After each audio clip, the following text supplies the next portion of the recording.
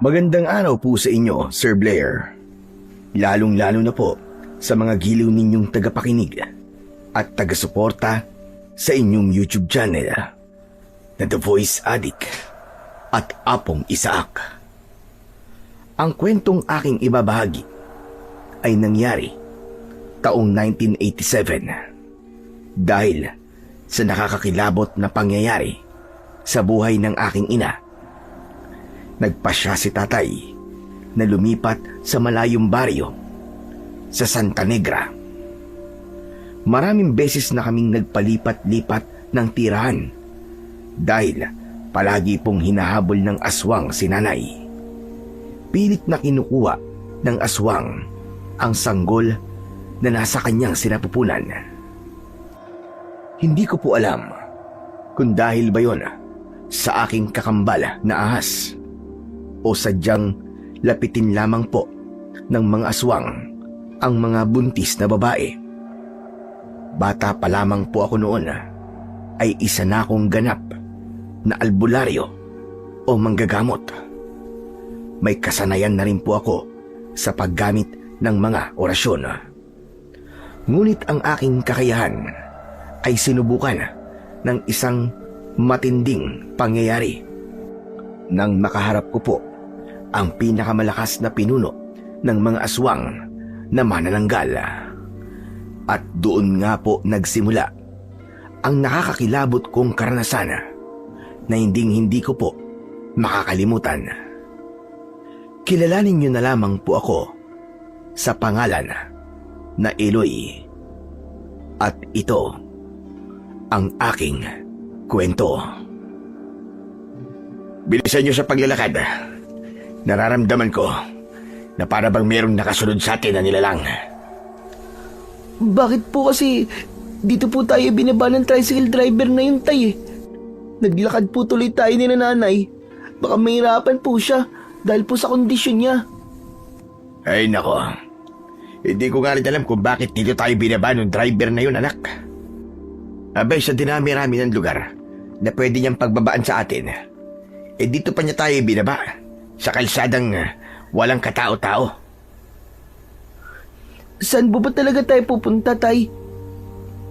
Doon muna tayo sa bahay ng kaibigan ko sa dulo ng baryo ng Santa Negra. Pero mukhang malayo pa tayo ron, anak. Tingin ko nga rin po, tay. Mukhang mahihirapan din po tayo na marating kagad ang lugar na yun dahil sa kalagayan po ni nanay. Isa pa, gabi na po at malayo pa ang kailangan lakarin bago tayo makarating sa baryo ng Santa Negra. Tsaka, tay, nakakatakot po ang lugar na to dahil puro talahiban ng paligid. Hindi po natin alam kung anong klaseng nilalang ang maaaring gumambala sa atin dito, tay. Ano na pong gagawin natin? Ay, ano ba yan? Hindi ko na alam ang gagawin ko, anak. Kailan ba matatapos ang paghihirap natin ito? Huwag po kayong panghinaan ng loob, tay. Ilang buwan na rin naman po tayong nagpapalipat-lipat ng tirahan eh. Ngayon pa po ba kayo mahihirapan? Dapat po, masanay na po tayo. Dahil madalas natin itong ginagawa. Alang-alang po sa kaligtasan po ni nanay. Ikaw naman, Marina. Kumusta ka? Hindi ba sumasakit ang tiyan mo? Sumagot ang aking ina na si Marina sa tanong na yon ni tatay at sinabi niyang ayos lang siya at huwag siyang alalahanin. Kaya naman nakahinga ng maluwag ang aking ama na si Rodel nang makitang ayos lamang ang kanyang asawa. Habang naglalakad kami sa mabatong kalsada, nakabunot naman ang itak ni tatay upang paghandaan ang nilalang na maaaring umatake sa amin. Palaging may takot sa aming dibdib sa tuwing lumilipat kami ng tirahan dahil pakiramdam naming tatlo, palaging merong nakasunod sa amin na aswang. Wala kaming dalang gasera at umaasa lamang kami sa liwanag ng sikat ng buwan, kaya kahit papano ay naaaninaw namin ang daan. Ako naman, sukbit ko ang bag ko sa aking likod. Gawa ito sa uway para makahinga sa loob ang aking kakambal na ahas.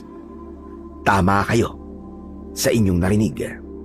Meron akong kakambal na ahas na pinangalanan ko sa pangalang Nathaniel.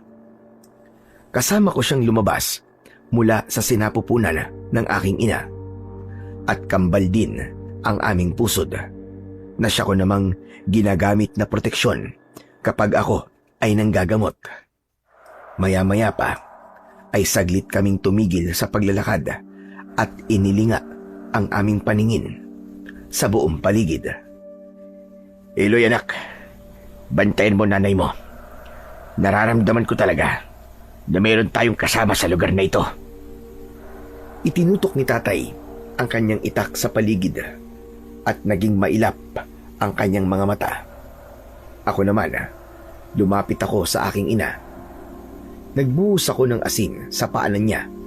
Dali-dali ko ring dinukot mula sa aking bulsa ang aking bote na merong laman na kulay berdeng langis.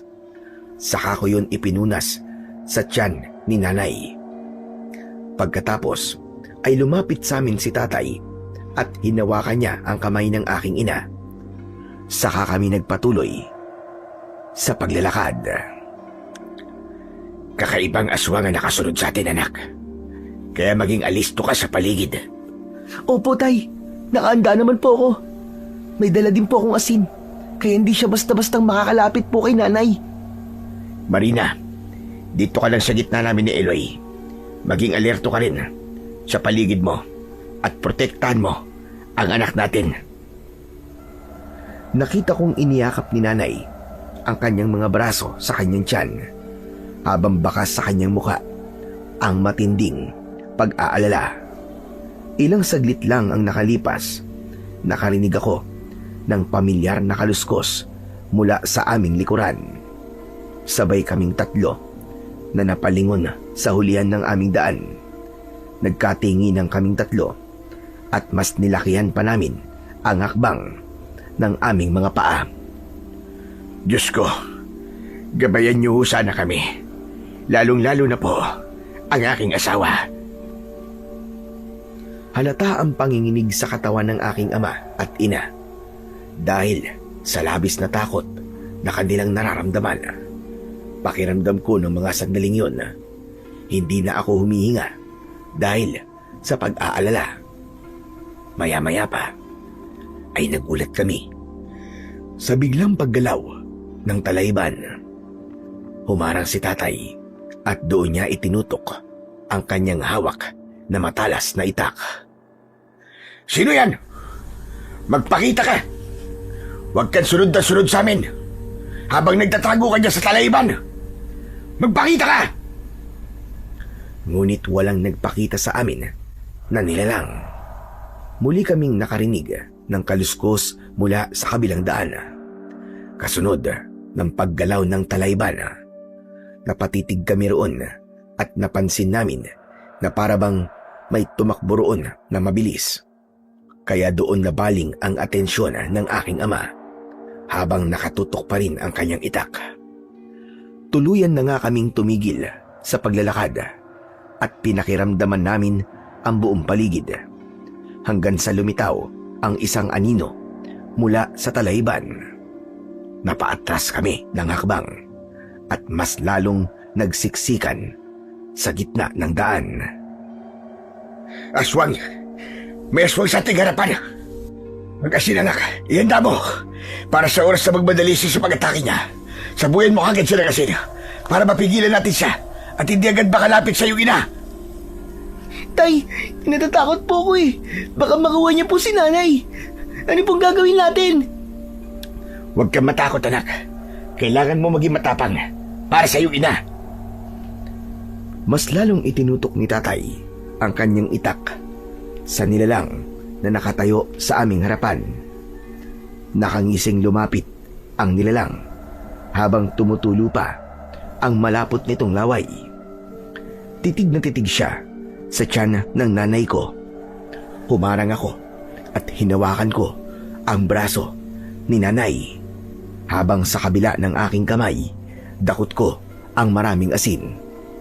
Idinipa ng aswang ang kanyang kamay, kaya't tinamaan ng liwanag ng buwan ang kumikislap niyang mga kuko na parabang mga kutsilyo.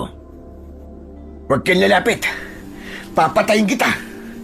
Hindi ako nagbibiro! Pupugutan talaga kita ng ulo! Ang sanggol lamang sa sinapupunan ng babae niyan ang kailangan ko. Kung hindi niyo sa kanyang ibigay sa akin, mapipilitan akong pati kayo ay lapain ka. Hindi! Hindi mo makukuha ang anak ko, impakta ka! At hindi mo masasaktan ang pamilya ko! Dadaan ka muna sa ibabaw ng bangkay ko bago mo sila makuha sa akin! Malakas na tumawa ang aswang. Imbis na matakot sa hawak na itak ng aking ama, mas lalo siyang humakbang papalapit sa aming tatlo. Hindi ito nag-atubili sa pagsugod. Lumundag ito patungo sa kinaroroonan ng aking ama. Hinampas naman ni tatay ng kanyang matalas na itak ang balikat ng aswang. Ngunit nakita ko na naghilom ang sugat nito. Napaatras ang aking ama upang lumapit sa amin. Sa muling pag-atake ng aswang, isinaboy ko sa kanya ang dakot-dakot kong asin. Tumama yon sa buo niyang katawan. Umalingaw-ngaw ang nakakakilabot nitong pag-angil habang hindi nito maintindihan kung ano ang una niyang hahawakan sa kanyang katawan. Aray ko! Ang sakit! Magbabayad kayo sa ginawa niyo ito sa akin! Anak, sabuyan mo pa! Nasasaktan siya, tumuusok ang kanyang katawan sa ginawa mo! Bilisan mo, Eloy! Sabuyan mo! Isinaboy ko sa katawan ng aswang ang natitirang asin sa aking kamay. Kaya naman, mas lalo itong nagwala. Nang makabawi siya ng lakas, tumayo siya at muli siyang umatake. Pasugod sa aming kinaroroonan. Ngunit agad itong sinalubong ni tatay ng taga. Nag-iwan yon ng malalim na sugat sa dibdib ng aswang. Napadaing ito sa labis na sakit. Ngunit imbis na umatras, ay mas lalo pa itong nagalit. Sa isang mabilis na galaw, ang sinugod naman ng aswang ay ang aking ina. Ngunit mabilis na hinarap ni tatay ang aswang at magkakasunod na taga ang ginawa niya. Napaatras ang nilalang dahil sa tama niya sa katawan. Ngunit sa pagkakataong yun ay mas lalong naglaway ang aswang habang hindi inaalis ang tingin niya sa tiyan ng aking nanay. Nagsalita si nanay habang nakikiusap sa aswang. Natigilan niya na kami. Ngunit malakas na tawa ang itinugoy niya sa sinabing yun ni nanay at saka siya muling nagsalita. Titigil lamang ako sa pag-atake kapag nakuha ko na ang sanggol sa sinapupunan mo, kapag nakain ko na ang kanyang laman at kapag nasipsip ko na ang kanyang dugo. Magkakaroon ako ng walang hanggang lakas na kapangyarihan at magagawa ko na ang mga bagay na gusto ko. Hindi! Hindi ako papayag na mangyari yun! Tay, huwag niyo po nga hayaan na makuha ng aswang si nanay. Oo anak, pinapangako ko yan. Hindi ko hahayaan na masaktan ng nanay mo ng aswang na yan. Kaya bantayan mo siyang mabuti habang nakikipaglaban ako sa halimaw na to. Protektahan mo nanay mo. Opo, tay. Mag-iingat po kayo. Huwag mo na subukang ipagtanggol ang pamilya mo, lalaki. Wala ka na rin namang magagawa. Hindi mo ako mapipigilan. Walang tutulong sa iyo rito. Isa pa, hindi rin ako madaling sumuko. Kapag ginusto ko, makukuha ko. Kahit na ano pa ang mangyari. Umakto ang aswang na muling susugod. Pero bago pa yun, ay nakarinig kami ng malakas na halinghing ng kabayo. Mula sa madilim na bahagi ng kalsada, natigilan ng aswang. Tila natakot siya sa huni na yon ng hayop. Nagpalinga-linga siya sa paligid habang pilit na pinakikinggan ang pinagmumula ng tunog. Nang hindi na naulit ang halinghing ng kabayo, sinubukan ulit ng aswang na atakihin si tatay. Tinamaan siya ng kalmot sa dibdib. Napadaing siya sa labis na sakit. Kaya naman, pareho kaming napasigaw ni nanay dahil sa labis na pag-aalala. Aatake ulit sana ang aswang nang mula sa talahiban ay biglang lumitaw ang isang matandang lalaki na may dalang itak.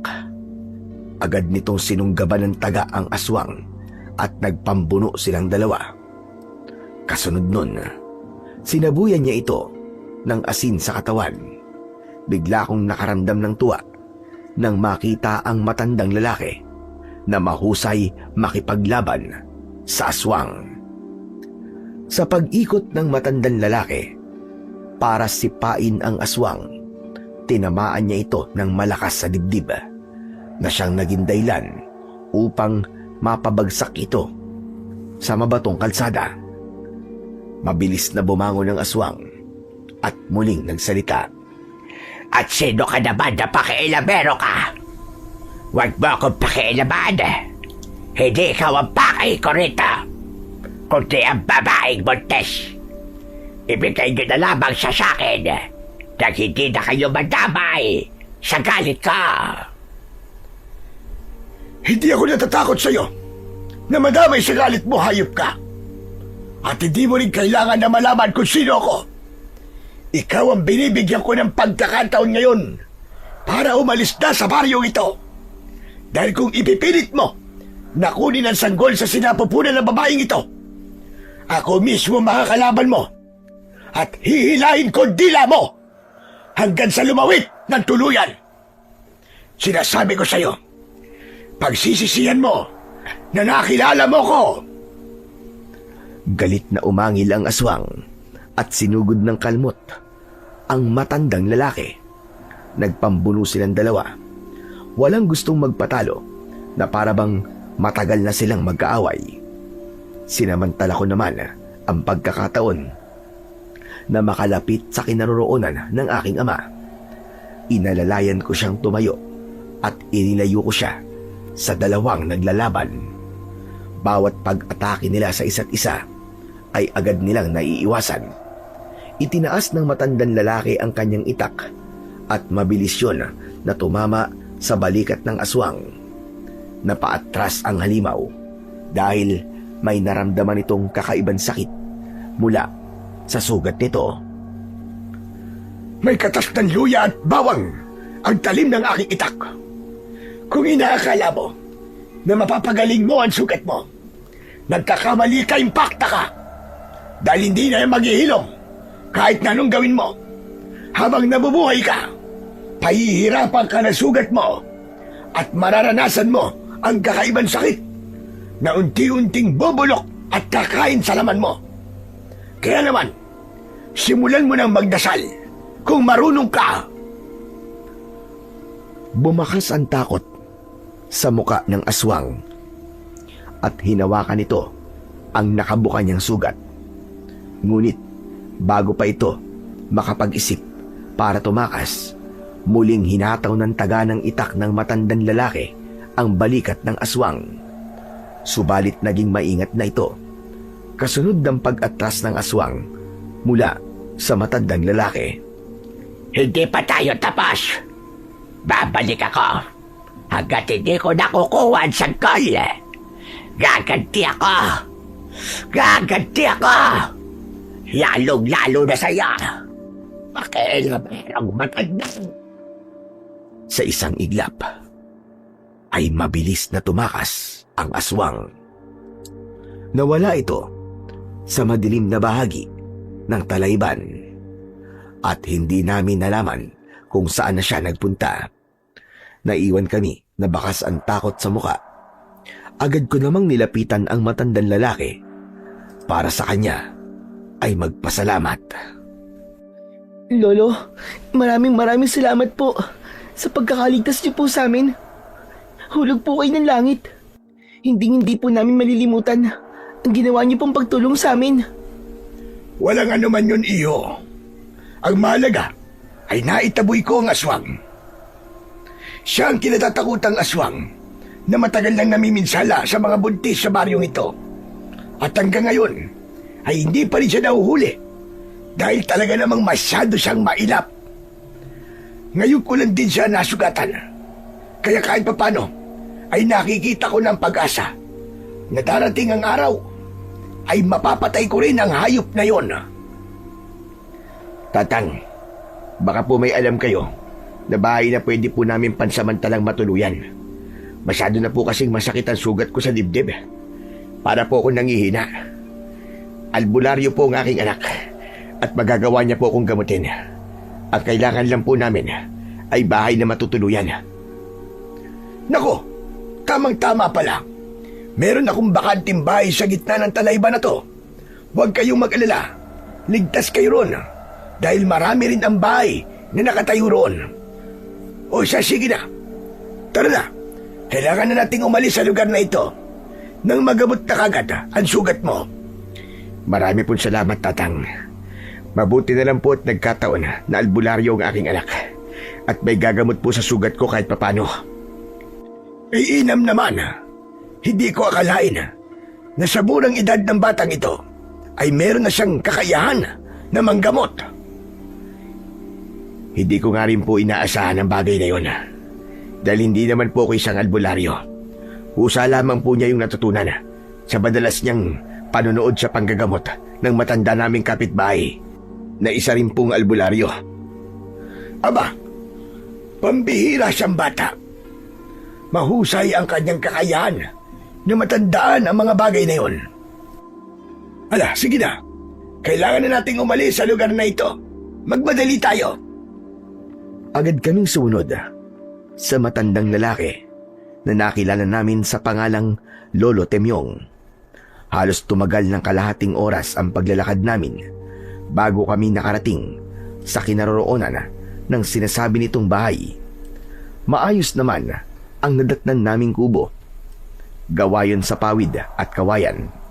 Ngunit ang masasamang tingin ng mga tao roon ang hindi ko nagustuhan. Nagbubulungan sila habang nakatingin sa aking ina, lalo na nang makita nila ang itsura ng aking ama habang may sugat siya sa dibdib. Tila naintindihan naman ni Lolo Temyong ang dahilan kung bakit naging balisa si nanay at si tatay. Huwag niyo silang pansinin. Nag-aalala lamang sila dahil meron na namang buntis sa baryong ito. Iniisip nila na baka muling sumalakay ang mabangis na manananggal. Ano po? May aswang po manananggal dito? Oo, Eloy. Ngunit, ito lamang ang alam kong ligtas na lugar para sa iyong ina. Kaya wag na kayong mag-alala. Walang mangyayaring masama sa inyo rito dahil may pagkakaisa ang mga tao rito. Naiintindihan ko na po kung bakit ganyan na lamang po ang tingin nila sa amin. Tatang Temyong, ano po bang lugar ito? Narito tayo sa bukana ng Santa Negra. Aba teka, bakit mo ba naitanong, Rodel? Akala ko po kasi wala pa ho kami sa baryo ng Santa Negra. Ay sabi po ng kaibigan ko, sa dulo raw po ng baryo ng Santa Negra, matatagpuan ang kanyang bahay. Nako, aabutin pa ng 1 oras na paglalakad bago nyo marating ang dulo ng baryong ito. Kaya tama lamang na dumito na muna kayo para makapagpahinga. Hala, sige na. Pumasok na tayo sa loob ng bahay at doon na tayo mag-usap. Pagpasok namin sa loob ng bahay, ay agad na isinarado ni Lolo Temyong ang pintuan at mga bintana. Saka siya lumapit sa amin at kinausap niya si tatay. Pansamantala, ay dumito muna kayo sa bahay ko habang hindi pa gumagaling ang sugat mo, Rodel. Maraming salamat po sa inyo, Tata Temyong. Kung hindi ko kayo dumating kanina, baka napano na po ang asawa ko. Hindi ko yun hahayaang mangyari. Lalo na kay Marina. Ililigtas ko kayo dahil ayoko nang maulit ang mga nangyari noon sa mga buntis na nakatira dito. marami sa kanila ang napahamak. O siya, sige na Eloy. Simulan mo na ang panggagamot sa sugat ng iyong ama.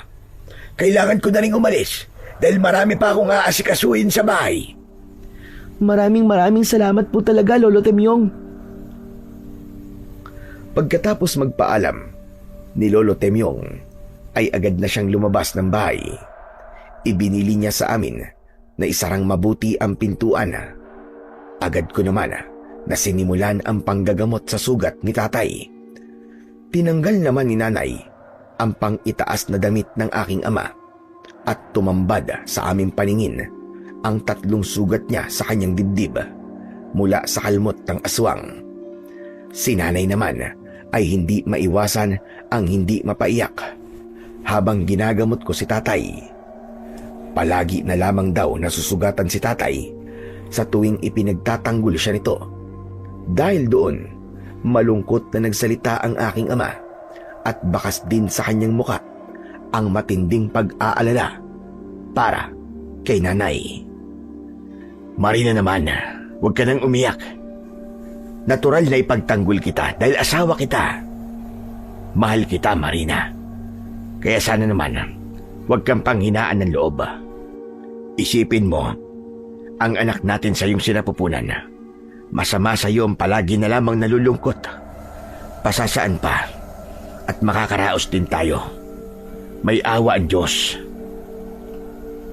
Dahil sa sinabi ni tatay, mas lalong napahagulgol ng iyak si nanay.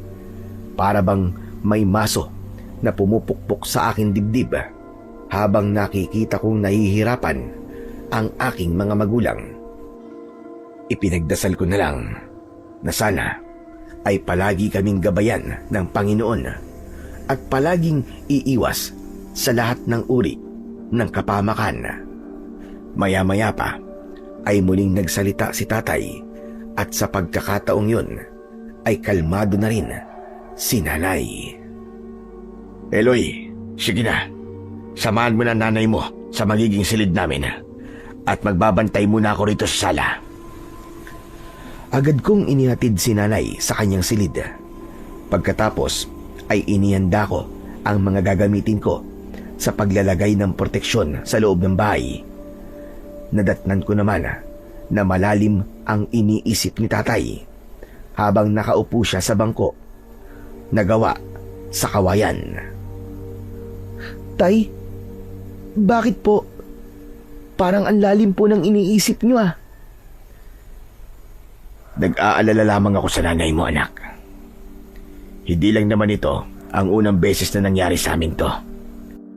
Nangyari na rin ito sa amin noong nasa sinapupunan ka pa ng nanay mo. Pangalawang beses ito at kakaiba ang takot na nararamdaman ko ngayon.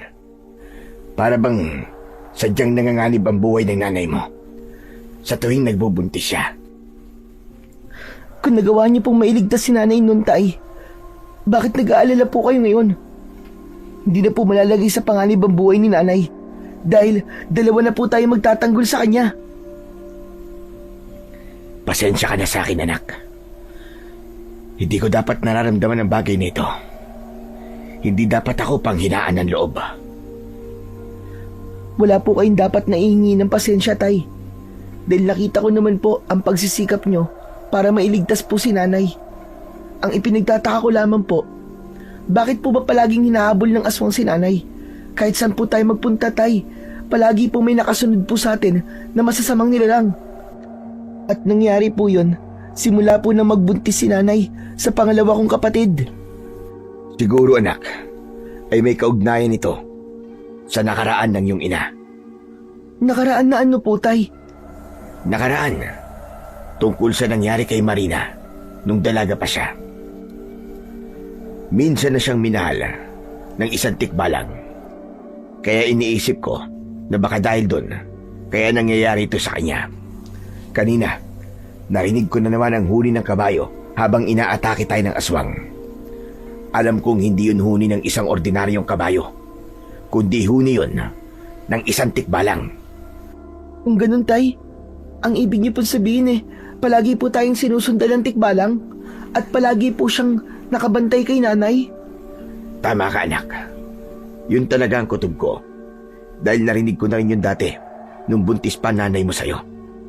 Sa tuwing nalalagay sa panganib ang buhay ng nanay mo, nakakarinig kami ng huni ng kabayo.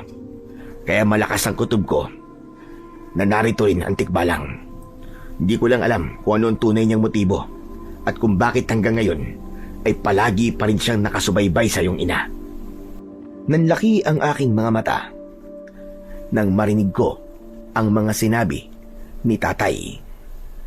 Ngayon ko lang nalaman na mayroong nagmahal kay nanay na isang nilalang na taga-kabilang mundo.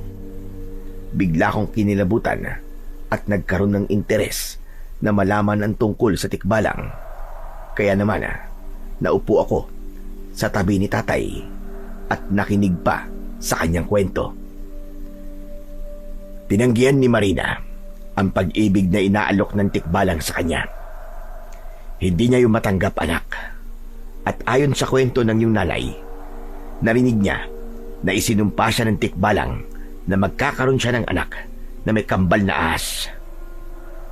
Ang anak raw ni Marina ay hahabulin palagi ng aswang hanggat hindi siya naisisilang sa mundo. Dahil yun daw ang kapalit ng pagbibigay niya ng sakit sa damdamin ng isang nilalang na taga-kabilang mundo. At sa tingin ko, nangyayari na ang sumpa, anak. Dahil nagkaroon ka ng kambal na makamandag na ahas.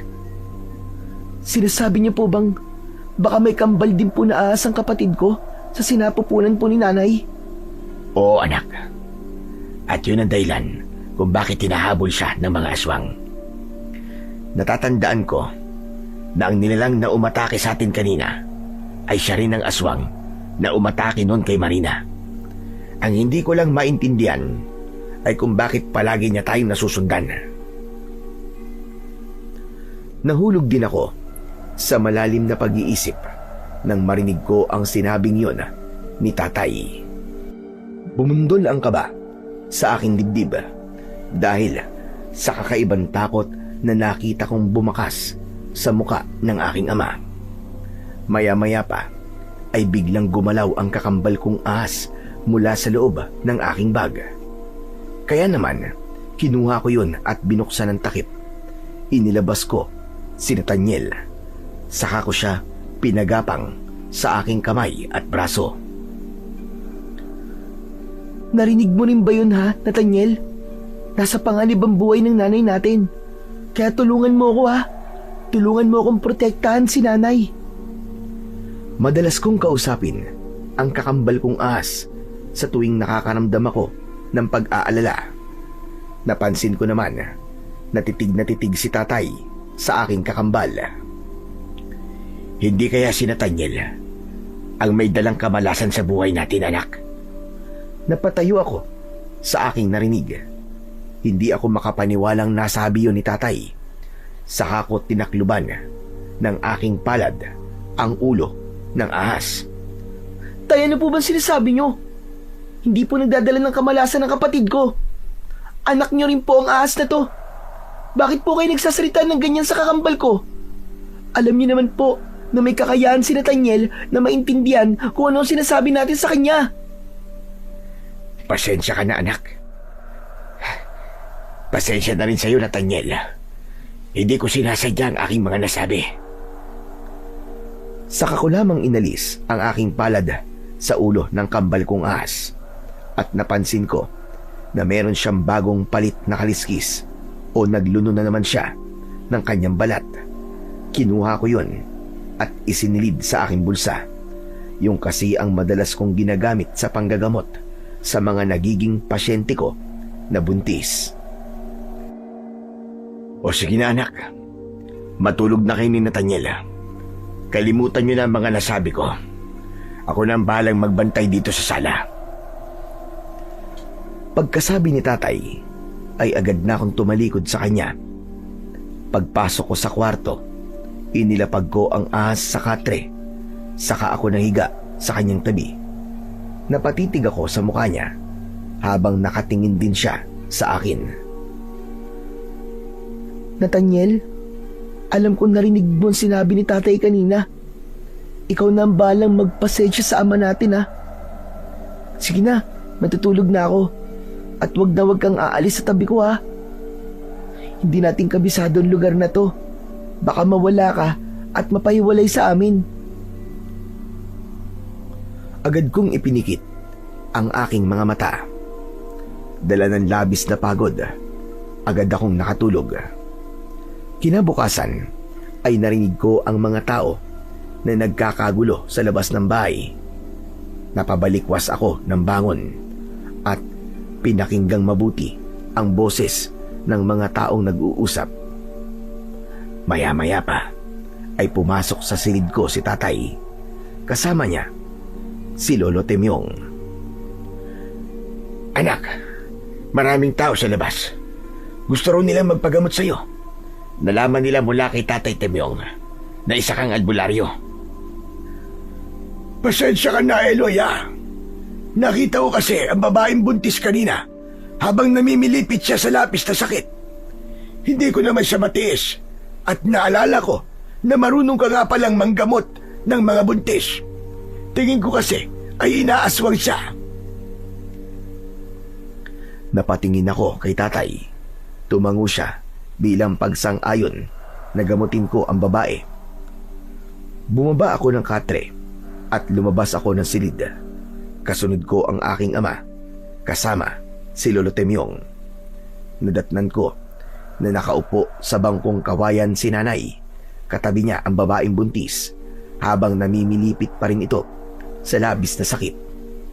Lumapit ako sa babae at naupo ako sa tapat niya habang ang asawa naman nito ay nakatayo sa tabi niya. Hinawakan ko na muna ang kanyang pulso upang malaman ko kung totoong buntis siya. Nang matiyak ko na mabilis ang pintig ng kanyang pulso, ay muli akong tumingin sa muka ng babae. Ano pong pangalan nyo? Sumagot ang babae. Sinabi niya na ang pangalan niya ay Sarah. Kailangan ko kasing malaman ang pangalan ng bawat pasyente ko dahil yun ang sinasambit ko kapag nagsisimula na akong umusal ng orasyon. Natutunan ko naman ang bagay na yun sa namatay kong kapitbahay na isa ring albularyo na si Lolo Doming. Ilang sandali pa ay dinukot ko mula sa aking bulsa ang mutya ng kambal na pusod. Ito mismo ang pusod namin ni Nathaniel. Nababalutan ng mutya ng kulay pulang tela na pangunahing kontra sa masasamang enerhiyang kakapit sa aking katawan mula sa mga elemento habang nanggagamot ako. Pagkatapos ay inilapat ko yun sa tiyan ni Aling Sara. Bigla pong uminit ang mutya sa inyong tiyan, Aling Sara. Kaya natitiyak ko po na inaaswang po kayo. Saan po ba kayo pumupunta sa tuwing sumasapit po ang 4:00 ng hapon? Nagkatinginan ang mag-asawa dahil sa tanong ko at sinabi ni Aling Sara na meron daw siyang dinadalaw na puntod sa gitna ng kakahuyan. Sa tuwing sumasapit daw ang 4:00 ng hapon, nagtitirik siya ng kandila roon dahil dun daw siya naagasan sa unang anak nila ni Mang Henry. Iwasan niyo po muna ang pumunta ron, Aling Sara. Malasinulid lamang po ang dila ng isang aswang. Kaya hindi niyo po mararamdaman kung nakadikit na po ang dila niya sa tiyan niyo. Yun po ang posibleng dahilan kung bakit po sumasakit ang tiyan niyo. Ang tawag po sa ganung paraan ng aswang ay pang-amoy. At kapag sumasakit po ang tiyan niyo, nangangahulugan po na nasa malapit po lamang ang aswang. Pagkatapos kong maipaliwanag kay Aling Sara ang mga kailangan nilang gawin, sumulyap ako sa gawin ni tatay na mataman lang na nakatingin sa akin. Tay, kailangan ko po ng bao na merong baga. Kailangan ko po lagyan ng langis ang tiyan ni Aling Sara dahil wala po siyang anumang proteksyon laban sa pang-amoy ng aswang. Sige anak, ikukuha kagad kita. Isang tango ang itinugon ko kay tatay. Pagkatapos ay napatingin naman ako sa gawi ni Lolo Temyong. Kaya naman napansin ko na marami ng tao sa loob ng bahay namin habang nakikiusyoso sila sa ginagawa ko. Nagtataka sila dahil bata pa raw ako, ngunit marunong na raw ako na manggamot. Ilang sandali pa ay bumalik si tatay at may dala na siyang bao na merong baga. Inilapag niya yon sa saig. Saka ko inilagay roon ang pinagpira-piraso ko na kaliskis ng ahas mula sa kakambal ko na si Nathaniel. Pagkatapos ay inilapit ko yon sa aking muka at pumikit ako habang sinasambit ko ng mahina ang orasyon. Saka ko itinapat ang bao sa talampakan at sinapupunan ni Aling Sara. Mabilis ko lang yun ginawa.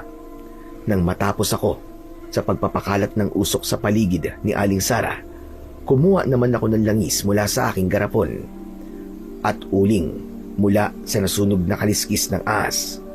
Pinagsama ko ang mga yon at dinurog. Saka ko inihaplas sa tiyan ng babae.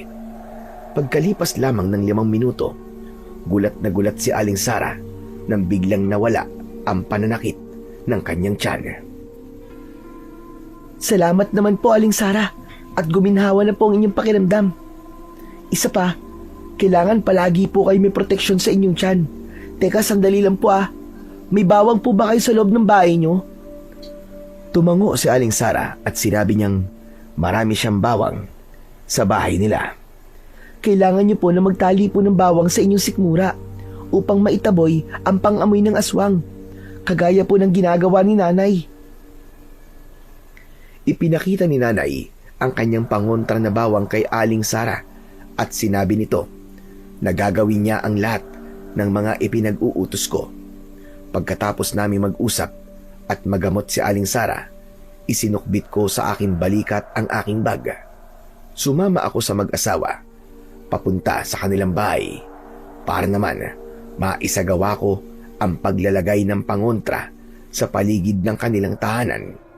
Kasama ko rin si Lolo Timyong na siyang naging alalay ko sa mga gagawin ko. Si tatay naman ay nagpaiwan sa bahay para bantayan si nanay. Nang makarating kami sa bahay ni Aling Sara, ay kinausap ko na ang asawa nito na si Mang Henry. Mang Henry, kailangan niyo po munang kumuha ng kawayang Tsina, yung marami po ang sanga. Mga 10 piraso po. Tumango si Mang Henry at agad na kumuha ng itak para manguha ng kawayang Tsina sa kakawian na malapit lamang sa bahay nito. Nang makaalis ang lalaki, ay nagtanong naman si Lolo Temyong. Teka, sandali lang, Eloy. Para saan ba ang kawayang Tsina? Pangontra po sa aswang ang kawayang Tsina.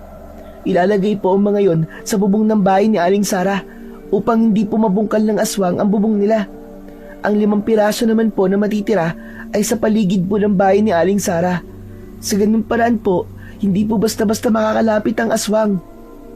Yun po magsisilbing harang upang maprotektahan po ang bahay ng isang buntis. Kung alam mo pala ang tungkol sa bagay na yan, Eloy, bakit hindi mo ginagamit ang kawayang Tsina upang protektahan ang sarili mong ina? Ginawa ko na po ang bagay na yan, Lolo Temyong. Naisip ko na rin pong gamitin ang pangontra laban sa aswang na gumagambala kay nanay. Sa una nga po, ay gumana naman ang pangontra na naisip ko. Kaya lang, nitong mga nakaraan na araw, nahuli ko po si nanay na naglalakad po ng tulog. Kaya, baliwala po ang mga harang na kawayang Tsina. Kung ang mismong may katawan po, ang kusang lumalapit sa aswang. Aba, teka. Paano naman nangyari yun? Paano naglalakad ng tulog si Marina? Ginagamitan po siya ng hipnotismo ng aswang na dati na pong nakakapit sa katawan ni nanay. Nasa sinapupunan pa lang po niya ako ay sinubukan na rin po ng aswang na kunin ang buhay ko. Kung ganon, nasa ilalim ng kapangyarihan ng aswang ang nanay mo. Kaya siguro nasundan niya kayo rito dahil nararamdaman ng aswang ang enerhiya na nakakapit sa katawan ni Marina. Opo, yun nga po ang dahilan kung bakit wala po kaming permanenteng tirahan. Palagi po kaming tumatakas. Subalit kahit saan po kami magpunta, palagi po kami nasusundan ng aswang. Kaya nga po natuto po ako manggamot dahil gusto ko rin po na maprotektahan po si nanay. Batay sa mga kwento mo, natitiyak ko na ang aswang na nanggugulo sa buhay nyo ay ang nilalang na nagsanla ng kaluluwa sa hari ng kadiliman. Balak niyang kunin ang enerhiya ng sanggol na merong kambal na makamandag daas upang madagdagan ang lakas ng kanyang kapangyarihan. Nang marinig ko yun, ay bigla kong naramdaman ang paggalaw ng aking kambal na ahas mula sa aking likod. Kinuha ko ang aking bag at pagkatapos ay inilabas ko si Nathaniel. Bagya namang nagulat si Aling Sara nang makita niya ang kulay itim na ahas. Madali lang, anong binabalak mo sa kakambal mo, Eloy? Pakakawalan ko po siya. Si Nathaniel po ang magtuturo sa akin kung saan ko po pwedeng ibaon ang mga kawayang China. Ibinaba ko si Nathaniel sa lupa at sinundan ko siya kung saan siya hihinto sa paggapang. Maya-maya pa ay biglang dumating si Mang Henry, dala ang mga kawayang China at sinimulan na namin ang pagbabaon ng mga kawayan sa lupa sa paligid mismo ng bahay ni Aling Sara. Pagkatapos ay umakyat si Mang Henry sa itaas ng kanilang bubong at naglagay din sa ibabaw ng mga kawayang China. Aling Sara, habang naglalagay po ako ng asin sa loob ng kwarto nyo, maglagay na rin po kayo ng pangontra na bawang sa tiyan po ninyo. Agad na sumunod si Aling Sara sa lahat ng mga ipinag-uutos ko, habang si Lolo Temyong naman ay tumulong na rin sa aking ginagawa. Pumasok ako sa loob ng kwarto ng mag-asawa at naglagay rin ako ng asin sa bawat haligi ng katre. Nang matapos ako sa aking mga ginagawa, ay nagpaalam na rin ako kina Aling Sara at Mang Henry. Pagbalik namin ni Lolo Temyong sa bahay, ay nadatnan namin sina nanay at tatay na naghihintay sa aming pagdating. Pumasok kami sa loob ng bahay at naupo sa bangko. Agad na kinausap ng matanda ang aking mga magulang tungkol sa mga pinag-usapan namin kanina. Nabanggit sa akin ni Eloy ang totoong dahilan kung bakit kayo nandito sa baryo ng Santa Negra. Iniiwasan niyo ang aswang. Sa tingin ko, kailangan niyo na siyang harapin upang matapos na ang laban. Dahil hindi matatapos ang paghihirap ninyo hanggat hindi natatanggal ang kapit ng hipnotismo sa katawan ni Marina. Sinasabi niyo ho ba na hindi na namin matatakasan ang aswang? Tama ka, Rodel. Dahil ang problema, hindi tinatakasan. Sa halip, hinaharap ng buong tapang. Ngunit, paano ko po haharapin ang aswang, Tata Temyong? Wala po akong laban sa kanya. Isa pa, hindi ko nga rin po alam kung ano nararapat kong gawin. Alam kong may magagawa ka laban sa aswang. Huwag ka lang magpatalo sa takot na nararamdaman mo, Rodel. Kasalanan po ito ng Tikbalang. Dahil lamang sa hindi tinanggap ni Marina ang pag-ibig niya, nagawa niyang isumpa ang aking asawa. Siya dahilan kung bakit nararanasan namin ang ganitong klaseng paghihirap. Para nang sasabog ang dibdib ko dahil sa labis na galit. Pero wala akong magawa. Napakawalang puso niya. Napakahayop niya, Tata Temyong. Oo, napakawalang puso talaga ng Tikbalang na yon. Napakasama niya dahil nagawa niya ang ganong klaseng bagay sa isang babaeng minahal niya.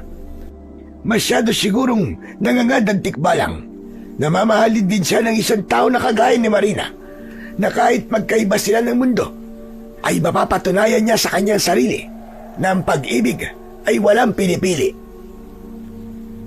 Kung naging mabuti siyang nilalang, baka pinag-isipan pa ni Marina ang pagtangi niya sa pag-ibig nito. Subalit, napakasama ng Tikbalang na yon.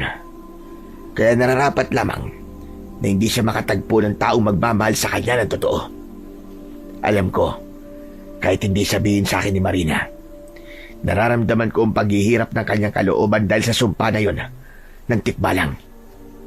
Hindi ganito ang klase ng buhay na pinapangarap ko para sa aking asawa at mga anak. Naiintindihan ko kung ano nararamdaman mo, Rodel. Ngunit natitiyak ko rin na hindi ka gusto ng tikbalang ang mga nangyayari sa inyo. Kasalanan ito ng aswang na siyang tunay na naghahangad ng kapahamakan para sa inyo dahil balak niyang gamitin ang anak ninyo sa pagpapalakas niya ng kanyang kapangyarihan. Tama ho kayo, Tata Temyong. Kasalanan din po ito ng aswang. Kailangan ko na siyang harapin upang matapos na ang paghihirap namin mag-asawa. Kung ganon, nakaanda kong tumulong sa inyo sa abot ng aking makakaya. At ang tangi ko lamang na may papakiusap sa inyong mag-asawa. Manatili na muna kayo sa bahay ko. Kahit papano, hindi kayo hahayaan ng mga tao rito na salakayin ng mga aswang. Kahit saan pa kayo pumunta, palaging may aswang na gagambala sa inyo dahil sa kalagayan ni Marina. Hindi ko na narinig na nagsalita si tatay. Sa halip, bumuntong hininga siya habang nakatingin sa gawi ni nanay. Wala itong kibo habang nakahawak sa braso ni tatay. Nay, ano pong iniisip nyo? Hindi ako nakarinig ng tugon mula kay nanay. Sa halip, napahagulgul na lamang siya ng iyak. Kaya naman, nilapitan ko si nanay at pinakalma ko ang kanyang kalooban. Nay, alam ko po na nag-aalala po kayo sa kaligtasan natin. Pero baka tama po si Lolo Temyong. Mas mabuti po siguro na dumito po muna tayo para mapanatili po ang kaligtasan nyo, Nay. Gagawin po namin ang lahat ni Tatay para hindi po kayo masaktan ng aswang na yon.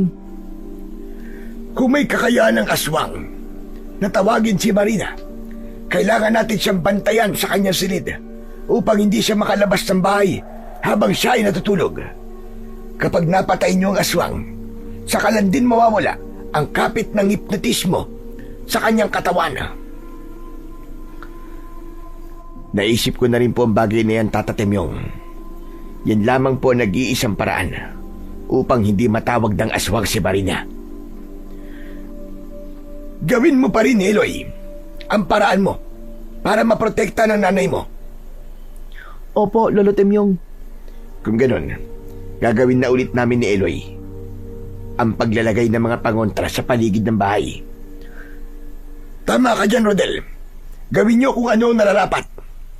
Salamat naman at pumayag na kayo sa iniaalok ko sa inyo.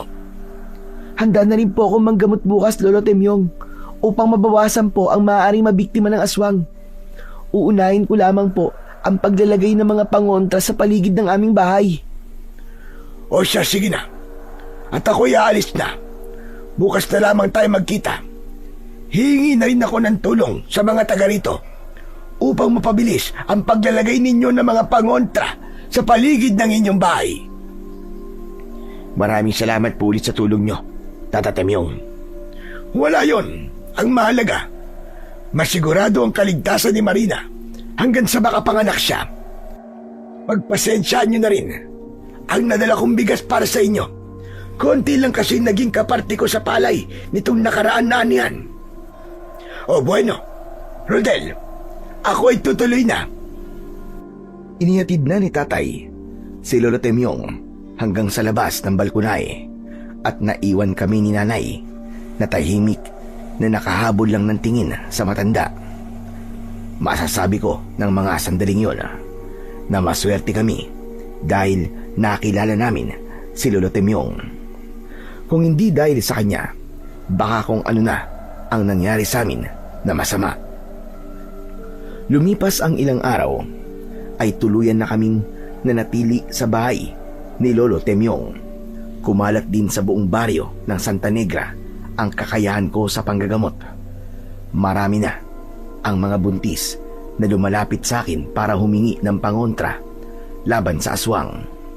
Marami rin ang nagbibigay ng tulong sa amin, kaya kahit papano ay nakakaraos kami sa pang-araw-araw naming pangangailangan. Naging maganda naman ang resulta ng pagpapagamot sa akin ng mga buntis dahil bumaba ang bilang ng mga babaeng buntis na inaaswang. Kinabukasan, dumating sa bahay si Manggardo. Kasama niya ang kanyang asawa na si Aling Lita na nakatira naman sa kabilang baryo. Buntis siya ng 5 buwan at madalas daw ay sumasakit ang kanyang tiyan. Bukod pa roon ay tinutubuan daw ito ng mga sugat sa katawan. Kapag ginagamot naman daw ay mas lalo lamang lumalala yun. Ayon pa kay Manggardo, pang-5 na raw ako sa mga albularyong nilapitan nila. Kaya umaasa raw sila na mapapagaling ko ang kanyang asawa. Nang lumapit ako kay Aling Lita, biglang umalingasaw ang mabahong singaw ng kanyang katawan na parabang nabubulok na laman. Kaya naman, hindi ko napigilan ang aking sarili na hindi takluban ng palad ang ilong ko. Bumakas naman ang pagkadismaya sa muka ni Aling Lita. Kung mandidiri ka lang sa akin, ay mabuti pa. Sa iba na lamang ako magpagamot. Naku, hindi po ako nandidiri sa inyo, Aling Lita. Nagulat lang po ako sa amoy ng katawan nyo. Indikasyon po yun na malala na po ang inyong kalagayan. Umirap ang babae na parabang ito pa ang nagmamalaki sa akin. Pagkatapos ay muling nagsalita si Manggardo. Tulungan mo kami, Eloy. Marami na nakapagsabi na mahusay ka raw na manggagamot, lalo na ng mga buntis. Tulungan mo ang asawa ko. Ilang araw na siyang nagdudusa sa kirot ng kanyang sugat sa likod na umabot pa hanggang sa kanyang tiyan. Ano daw po nangyari sa kanya? Saan niya daw po ba nakuha ang sugat? Napasulyap ako sa gawi ni Aling Lita nang magsalita ito at direktang tumingin sa aking mga mata. Nakuha ko ang sugat na ito sa langgam na kumagat sa aking balikat. Tinamot ko lang. Pagkatapos nun, ay nagnaknak na. Lumapit po kayo sa akin, Aling Lita. Nag-atubiling lumapit sa akin si Aling Lita.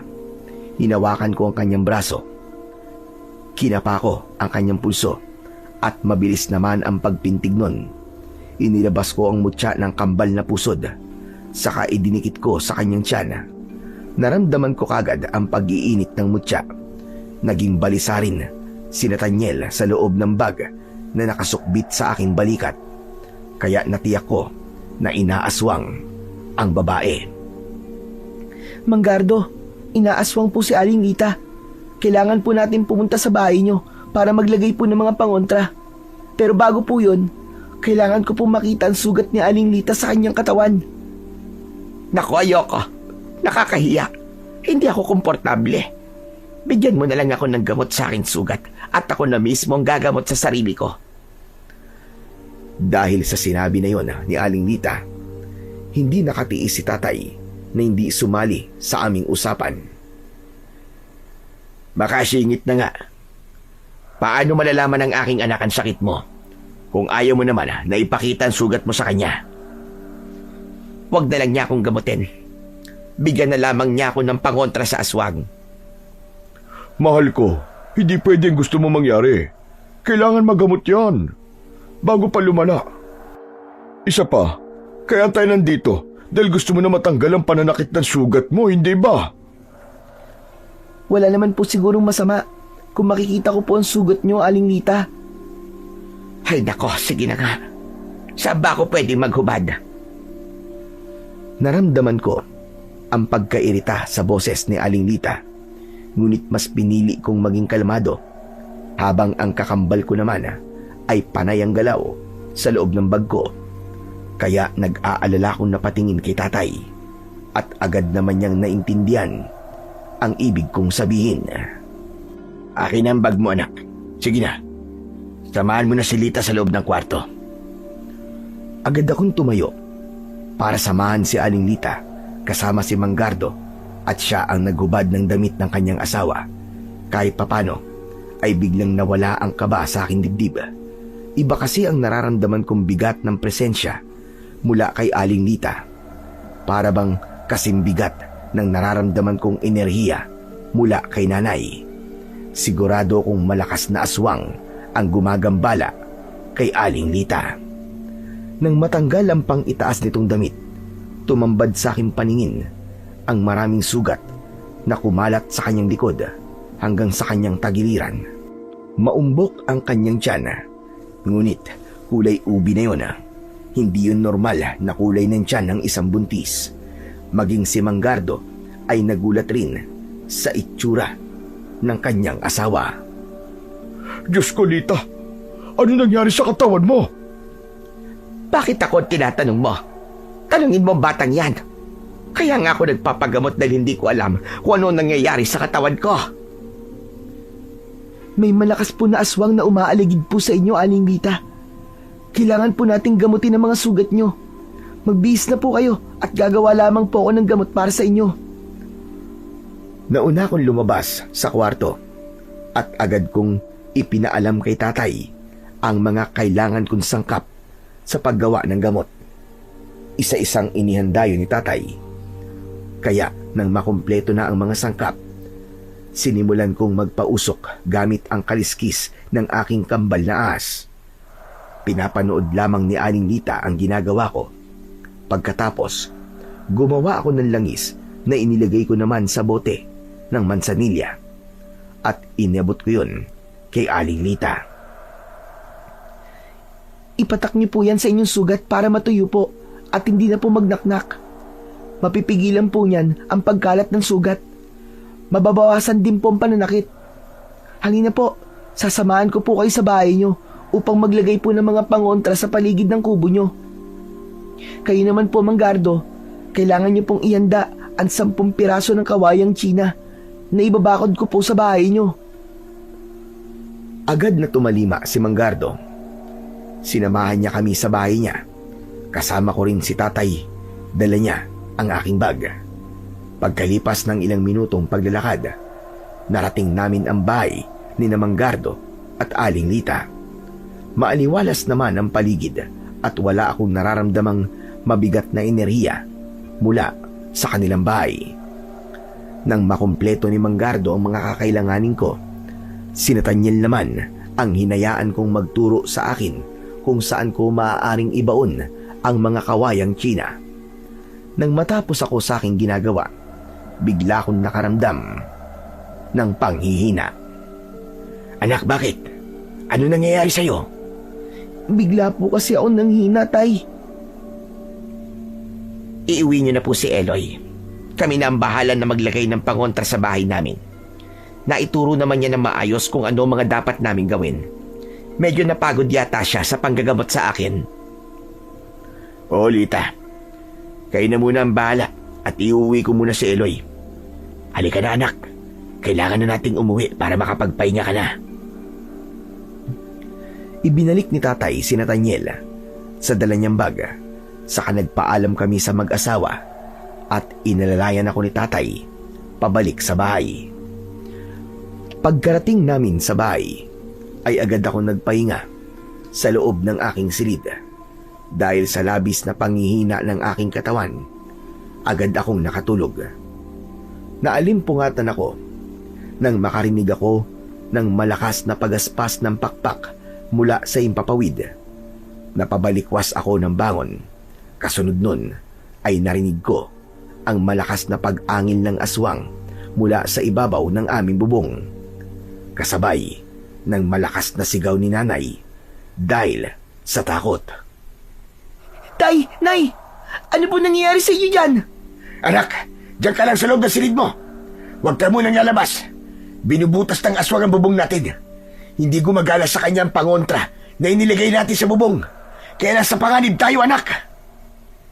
Diyos ko, ano po ba talaga ang nararapat kong gawin? Bakit walang epekto sa kanya ang kawayang Tsina? Saglit akong nag-isip ng ibang paraan. Nakita ko si Nathaniel sa loob ng aking bag.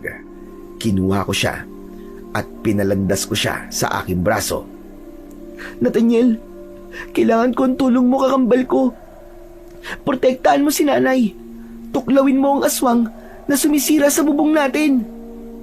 Pinakawalan ko si Nathaniel at mabilis itong gumapang papunta sa bubong habang naririnig ko ang pag-angil ng aswang at pagkutkot niya sa ibabaw nito. Kumuha ako ng asin at bawang sa kusina. Pagkatapos ay lumabas ako ng bahay para makita kung ano ang mangyayari sa aswang. Ngayon ko masusubukan ang galing mong aswang ka. Sa oras na matuklaw ka ng kakambal ko. Pinagmasdan ko ang kalahating katawan ng manananggal habang panay ang pagaspas ng kanyang pakpak na parabang sa paniki. Sinisira niya ang bubong namin at iniiwasan ang bawat pag-atake ng saksak ni tatay. Ang kanyang mga kuko na parabang karit ang ginagamit niyang pangsalag sa talim ng itak ng aking ama. Habang pinanonood ko siya, mabilis namang gumagapang si Nathaniel papalapit sa kinaroroonan ng manananggal. Hoy, manananggal! Anong kinukutkot mo dyan, ha? Ako ang harapin mo! Tumingin sa akin ang aswang. Galit na galit itong umangil, ngunit tuloy lamang ito sa pagkutkot sa bubong. Mas gusto nitong makapasok sa loob ng kwarto ng aking mga magulang. Kailangan may gawin ako para malibang siya at hindi niya mapansin ang kapatid ko. Hoy! Diablong buwang ka! Tumigil ka na dyan! Ako ang harapin mo! Ako ang kalabanin mo! Pilit kong kinukuha ang atensyon ng manananggal habang hinihintay ko na tuluyang makalapit ang kakambal kong ahas na si Nathaniel. Hindi nagtagal, kitang-kita ko ang pagkakatuklaw ng ahas sa leeg ng aswang. Nagulat ang manananggal at hinawakan niya ang kanyang leeg. Nang makita niya ang ahas, lumipad siya habang nagpa-ekis-ekis sa ere. Pagkalipas ng 1 minuto, bumagsak siya sa lupa habang nagkikikisay ang kanyang katawan at bumubula ang kanyang bibig. Nilapitan ko siya at napansin ko ang walang tigil na pagbulwak ng dugo mula sa kanyang sugat. Nararapat lamang sa iyo ang mamatay, hayop ka! Natikman mo tuloy ang kamandag ng aking kakambal na ahas. Namnamin mo ang unti-unting pagkalat ng kamandag sa iyong katawan hanggang sa biglang tumigil na ang pagtibok ng iyong puso. Pagkatapos kong sabihin yon, binuhusan ko siya ng asin na mas lalong nakadagdag sa paghihirap niya. Napuno ng ingay ang aming bakuran, kaya nakuha nito ang atensyon ng ibang mga taong naroon, pati na ang aming mga kapitbahay na natutulog na ng mga sandaling yon. Lahat sila ay lumabas sa kanilang pamamahay at nang makita nila ang aswang na nakahandusay sa lupa, hindi sila nag-atubili na pumasok sa loob ng aming bakuran. May mga dala silang kahoy at itak.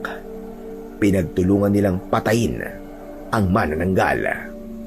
Tumigil lamang sila nang biglang sumigaw ng malakas si Mang Henry. Umiiyak siyang lumapit sa kinaroroonan ng manananggal at nang magbago ang anyo ng aswang, tumambad sa aming harapan ang duguan na katawan ni Aling Sara. Hindi ako makapaniwala na aswang pala si Aling Sara dahil hindi ko siya naramdaman nung una kami nagkita. Teka, paano nangyari to? Paano hindi ko nalaman na aswang si Aling Sara? Bigla kong natandaan na ang pag-iinit ng aking mutya nang gamutin ko si Aling Sara ay hindi dahil sa inaaswang ito, kundi dahil ito mismo ang aswang na manananggal. Halos gumuho ang mundo ni Mang Henry habang yakap-yakap niya ang wala ng buhay na katawan ng kanyang asawa. Patawarin niyo po ako, Mang Henry. Hindi ko naman po alam at hindi ko po sinasadya na mapatay siya. Ipinagtanggol ko lamang po si nanay dahil sinubukan po niyang atakihin ang aking ina. Hindi ko rin po alam na si Aling Sara po pala ang manananggal. Sa kabila ng sakit na nararamdaman ni Mang Henry, sinabi niya na hindi siya galit sa ginawa ko. Masakit lang daw para sa kanya na nagwakas ang buhay ng kanyang asawa sa ganung paraan. Ngunit hindi niya masisisi ang mga tao dahil sa marami na ring buhay ang nawala ng dahil sa manananggal. Hinayaan namin na dalhin ni Mang Henry ang katawan ng kanyang asawa para bigyan ito ng maayos na libing. Napasulyap naman ako sa gawi ng aming bahay at nakita kong lumabas si nanay at tatay. Gulat na gulat sila sa mga nangyari. Anak, paano mong napatay ang aswang? Tumitig ako sa muka ng aking ama at sumulyap sa gawi ng aming bubong. Nakita niya si Nathaniel na nakatingin sa aming kinaroroonan. Kaya muling bumaling sa akin si tatay. Anak, delikado ang ginawa niyo magkapatid. Paano kung napahamak kayo? Ginawa po namin ito para kay nanay, tay. Lumapit naman sa akin si nanay at niyakap niya ako ng mahigpit. Kasunod ng pagtingin niya sa bubong. Nakita naman namin na gumapang papasok ng loob ng bahay si Nathaniel. Ang mga tao naman, pagkatapos nilang magpasalamat sa akin, ay nagpaalam na rin sila na uuwi na. Anak, pumasok muna tayo sa loob ng bahay. May kailangan tayong pag-usapan. Inalalayan ako ni tatay na pumasok sa loob ng bahay. Pagpasok namin sa loob, dumating naman si Lolo Temyong. Agad siyang lumapit sa amin habang bakas sa kanyang muka ang matinding pag-aalala. Nabalitaan ko nangyari. Hindi ako makapaniwala na si Sara pala ang aswang na gumagambala sa baryo namin. Matatahimik na po kami, Lolo Temyong, dahil wala na po ang aswang. Nagkakamali ka, Eloy. Sapagkat ang napatay mong manananggal ay ordinaryong aswang lamang at hindi siya ang aswang na matagal nang gumagambala sa inyo. Ano? Pero ang buong akala ko po, siya ang aswang na matagal nang gumagambala sa amin dahil nagawa niya pong labanan ang lakas ng aking pangontra. Isa lang ang ibig sabihin nun, Eloy. Kung nagawa niyang mahawakan ang kawayang China sa inyong bubong at hindi siya tinablan ng pangontra mo, nangangahulugan na kulang pa ang iyong kalaman sa paggawa ng mga pangontra. Ano hong ibig niyo sabihin, Tata Temyong? Hindi basta-basta natatalo ng orasyon at pangontra ang nilalang ng kadiliman kung walang sapat na kaalaman ang magsasagawa nito. Sa pagkakataong ito, Eloy, kailangan mo ng matinding sandata na lalaban sa pinuno ng mga manananggala. Kaya po pala kahit na anong gawin ko, ay hindi ko po matalo-talo ang malakas na kapangyarihan ng aswang. Tama ka, Eloy. Walang epekto sa kanila ang pangontra na ginagawa mo dahil wala ka pang sapat na kaalaman. Pero dahil sa kaalaman ko, marami po akong napapagaling na taong may sakit. Oo, napapagaling mo sila dahil sa paniniwala mo sa Diyos, Eloy. Naniniwala ako, ang nakapatay sa aswang na si Sara ay walang iba, kundi ang iyong kakambal na ahas. Tama ba? Kakaiba ang kamandag ni Nathaniel, kaya magagamit mo rin siya sa oras na makakuha ka ng sandata na papatay sa aswang, kagaya na lamang ng buntot ng page. Kung ganun, sinasabi niyo po bang saka lamang magkakaroon ng bisa ang kanyang pangontra kapag nakahanap na po siya ng buntot ng page? Oo, Rodel, sapagkat palaging magkasama ang agimat, pangontra at sandata para matalo ang kampo ng kadiliman at mas lalakas ang kapangyarihan ng sandata kung magtataglay ng kamandag ng ahas ang buntot ng page. Yun din ang dahilan kung bakit gusto ng pinuno ng mga aswang na makuha ang sanggola mula sa sinapupunan ni Marina, dahil sa oras na makain niya ang laman ng sanggola at mainom niya ang dugo nito, magkakaroon siya ng kapangyarihan na kayang labanan ng lahat ng pangontra na gagamitin laban sa kanya. Dahil sa mga narinig ni tatay, nanghihina siyang napaupo sa bangko at huminga ng malalim. Si nanay naman ay hinawakan niya ang braso ng aking ama at sinabing handa siya sa anumang mangyari. Huwag lamang makuha ang bunso kong kapatid. Ngunit, saan naman po ako makakakuha ng buntot ng pagi? Alam kong naniniwala kayo sa tikbalang. Tanging siya lamang ang nakakaalam kung nasaan ang buntot ng pagi. Mamayang gabi, sundan mo ang kambal mo, Eloy, dahil siya ang gagamitin mo para malaman kung saan mo matatagpuan ang kinaroroonan ng lagusan papunta sa kabilang mundo. Palaging lumalabas ang tikbalang sa kabilugan ng buwan at palagi rin na nahahanap ng ahas na may kambal na tao ang kinaroroonan ng nilalang na sumumpa sa iyong ina. Napasulyap si Lolo Temyong sa gawi ni nanay. Kaya naman, agad na tumutulito sa gustong mangyari ng matanda. Hindi raw niya gugustuhin na humingi ako ng tulong sa tikbalang na sumira ng kanyang buhay at nagsumpa sa kanyang mga anak. Nang sabihin niyo ni nanay, ay nangingilid ang kanyang mga luha sa mga mata. Naiintindihan kong pinaguhugutan mo ng galit, Marina. Ngunit naisip mo na rin ba na sa pagkakataong ito, alam mong siya lamang ang makatutulong sa inyo? Isa pa, hindi ko alam kung ano ang dapat kong sabihin sa mga nangyari sa inyo ng tikbalang.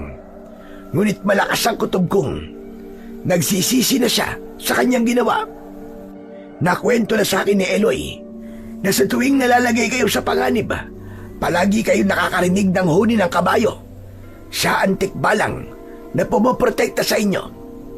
Alam niyo ba na takot ang mga aswang sa huni ng tikbalang?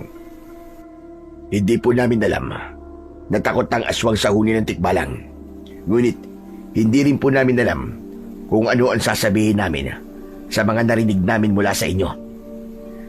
Para bang kilalang-kilala niyo po ang tikbalang na sumumpa sa aking asawa at anak? Hindi ko kilala ang tikbalang. Bumabatay lamang ako sa mga kwento niyo sa akin. Kung ganun ho, sasamahan ko po ang anak ko. Si Eloy lamang ang kailangan na pumunta sa gubat. Hindi mo siya kailangan samahan, Rodel. Bantayan mo na lang si Marina. Kahit tutol ang aking ina sa sinabing yon ni Lolo Temyong, wala siyang nagawa nang pumayag ako sa gustong mangyari ng matanda. Kaya pagsapit ng gabi, pinakawalan ko si Nathaniel at tahimik ko siyang sinundan. Halos tumagal ang paglalakad ko ng 2 oras bago namin narating ang kinaroroonan ng isang puno ng balete. Bukod tangi itong nakatayo sa gitna ng talahiban, sa direktang tinatamaan ng liwanag ng sikat ng buwan. Ilang sandali pa ay nakarinig ako ng huni ng kabayo mula sa likod ng puno at nanlaki ang aking mga mata nang tumambad sa aking paningin ang isang nakakakilabot na nilalang. Nanigas ang aking mga tuhod dahil sa takot, lalo na nang lumapit siya sa akin. Isang makisig na binata ang nakita ko, ngunit ang kalahati ng kanyang katawan ay sa kabayo. Alam ko na darating ka dahil nararamdaman ko na kailangan mo ang tulong ko. Hindi ko po gusto makipag-usap sa inyo dahil sa ginawa niyo po sa nanay ko. Galit na galit po ako sa inyo. Hindi ko po kayo mapapatawad. Kung ganun, ay kilala mo na pala ako. At ako talaga ang pakay mo. Matagal kong hinintay na makausap ka sa ganitong pagkakataon. Hindi ko gusto nasaktan ang nanay mo. Nabigla lamang ako at labis ko yung pinagsisihan. Hindi ko mabawi ang sumpa dahil mapuputol lamang ang sumpa hanggang sa pangalawang anak na babae ng mahal ko. Yun ang kapalit sa pagtanggi niya sa pag-ibig ko. Ngunit ang lahat ng yun ay sobra ko ng pinagsisihan.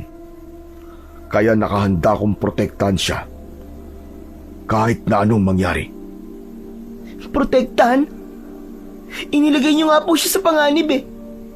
Kung sa bagay, wala naman na ako magagawa kahit magalit pa ako sa inyo. Dahil nangyari na ang hindi dapat mangyari sa aking ina. Patawarin mo ko, Eloy. Kilala mo ko? Oo, sapagkat nasubaybayan kita mula sa iyong paglaki. Alam ko rin ang dahilan kung bakit kusa mo natutunan ang panggagamot sa mga buntis. Yun ang naisip kong paraan upang masigurado ko ang kaligtasan ni Marina. Heto, Eloy, tanggapin mo ang buntot ng pagi. Paano niyo po nalaman? Ang sadya ko po dito. Kagaya ng sinabi ko, palagi ako nasa tabi niyo. Palagi ako nakabantay sa inyo at naririnig ko ang lahat ng mga pinag-uusapan niyo, lalong-lalo na ang tungkol sa akin. Patawarin niyo ako. Hindi ako masamang nilalang kagaya ng iniisip niyo. Kung kailangan niyo ang tulong ko, agad akong darating at makikipaglaban para sa inyo. Kahit buhay ko pa ang maging kapalit. Tila nakonsensya ako sa sinabing yun ng Tikbalang. Pagkatapos niyang maibigay sa akin ang buntot ng pagi, ay mabilis din itong naglaho sa aking paningin. Si Nathaniel naman na nasa paanan ko ay gumapang paakyat sa braso ko. Pumulupot siya roon na para bang nagpapahinga. Anong masasabi mo, Nathaniel? Naramdaman mo rin ba na bukal sa puso niya ang paghingi niya ng tawad? Gumalaw ang ulo ni Nathaniel. Indikasyon na pareho naming naramdaman na totoo ang paghingi ng tawad ng Tikbalang. Pagkatapos ay umuwi na rin ako kagad sa bahay. Isinigawa ko na ang tamang orasyon habang nasa harapan ko ang buntot ng pagi. Si tatay naman ang nagpalabas sa kamandag ng kakambal ko na inilagay naman niya sa baso at ipinatak niya yon sa aking sandata. Nang lumabas si nanay mula sa kanyang silid, ipinagtapat ko sa kanya ang mga pinag-usapan namin ng Tikbalang. Wala akong narinig na salita mula sa kanya, maliban sa tahimik niyang pagikbi. Ramdam na ramdam ko ang paghihirap ng kalooban ng aking ina. Ilang sandali pa pagkatapos ng aking ritual, nakalanghap kami ng mabangong amoy ng bulaklak sa paligid. Napaunat naman sa pagkakaupo si tatay. Narito siya. Narito ang Tikbalang. Tama ba ako, Marina? Tumango ang aking ina, kasabay nun. Lumabas ng bahay si tatay. Ganon din ako. Bumungad sa aming harapan ang Tikbalang na sumunod pala sa akin. Patawarin mo ko, Marina. Nais kong humingi ng tawad sa inyo mag-asawa. Nakahanda kong harapin ang galit ninyo, ngunit kailangan niyo munang malaman na mamayang gabi, sasalakay ang maraming aswang sa bahay niyo. Dahil ilang araw na lang ang palilipasin, magsisilang ka na ulit ng sanggol na may kakambal na makamandag na ahas. Saka lamang matatapos ang sumpa. Gusto sanang sugurin ng suntok ni tatay ang Tikbalang, ngunit pinigilan siya ni nanay. Sinabi niya na hindi na siya galit sa Tikbalang dahil ilang beses na itong humingi ng tawad sa kanya. Wala na rin naman daw magbabago kung patuloy silang magagalit sa Tikbalang. Hindi ko hihilingin na mapatawad niyo agad ako. Ang mahalaga, makapaghanda kayong mabuti sa nalalapit na pagsalakay ng mga aswang, maging ng iba pang kampon ng kadiliman para mapatay ang sanggol. Huwag kayong mag-alala. Nandito lamang ako at patuloy ko kayong babantayan. Pagkatapos nito magsalita, umalis siya sa harapan namin at naglaho sa madilim na bahagi ng kakauyan. Ngunit biglang bumundol ang kaba sa aking dibdib. Nang mula sa aming likuran, napansin ko ang mabilis na anino na lumabas mula sa akin silid. Tangay niya ang aking kapatid na si Nathaniel. Tay, si Nathaniel po! Kinuha po ng aswang! Ano? Diyos ko! Saan siya nagpunta? Sa kakahuyan po! Hindi ako maaaring magkamali. Siya po ang aswang na nakalaban natin sa Talayban. Bilisan mo, anak! Habulin natin siya! Iligtas natin ang kapatid mo! Tay, natitiyak ko na balak niyang gamitin si Nathaniel para makuha niya sa atin si nanay. Ano pong gagawin natin? Hindi makasagot si tatay sa tanong ko na yon. Pati siya ay naguguluhan na rin. Maya-maya pa ay biglang dumating si Lolo Temyong. Rodel! Eloy! Ano nangyayari rito? Bakit kayo nagkakagulo? Lolo Temyong, ang kapatid ko po na si Nathaniel. Kinuha po ng pinuno ng mga aswang. Mabagin langit! Ito na nga ba ang sinasabi ko? Hala, sige na! Habulin niyo ang aswang na yon at bawiin niyo si Nathaniel. Huwag kayo mag-alala. Ako na lamang ang magbabantay kay Marina. Sige na, habulin niyo na siya. Halika na, anak. Habulin na natin ang aswang. Bilisan natin. Agad kaming tumakbo papunta sa kakahuyan. Kinailangan namin ni tatay na maghiwalay habang dala niya ang itak at ako naman ay ang buntot ng pagi. Sinuong namin ang masukal na bahagi ng kagubatan. Ilang minuto ang lumipas, narating ko ang gitna ng kagubatan. Natigilan ako nang maamoy ko ang pamilyar na amoy. Amoy ng isang nabubulok na laman ng tao. Nagtago ako sa likod ng puno at inilinga ko ang aking paningin sa paligid. Nanlaki ang aking mga mata nang makita ko si Aling Lita. May dala siyang maliit na bilog na kawayan na merong pumapatak na langis mula sa loob nun. Ipinunas niya yon sa kanyang balat. Nagtanggal siya ng damit pang itaas. Ngunit hindi ko makita si Nathaniel. Diyos ko! Hindi kaya si Aling Lita ang pinuno ng mga aswang? Anong gagawin ko? Hindi ko mahanap si Nathaniel. Sadya dinala ang kapatid ko. Habang naguguluhan ako sa mga nangyayari, nakikita ko naman ang kaganapan sa kinaroroonan ni Aling Lita. Habang nag-a-apply siya ng langis sa katawan, umaangil siya at unti-unting tumutubo ang kanyang mga pangil sa bibig. Humaba ang kanyang mga kuko na parabang karit. Ang kanyang mga mata ay nagbabaga na parabang apoy at sa isang iglap napunit ang kanyang tiyan at naghiwalay kasabay ng pagtubo ng malapaniki nitong mga pakpak. Napataklob ako ng palad sa aking bibig dahil sa labis na pagkabigla, kaya naramdaman ko ang pag-iinit ng mutya at ng aking sandata. Kung ganun, si Aling Lita ang aswang na nakalaban namin sa Talayban. At ang anyo niya ngayon, ang totoo niyang itsura. Isa siyang manananggal. Kinapa ko ang aking bulsa. Naroon ang mutya. Nasa kabilang bulsa ko naman ang bawang at asin.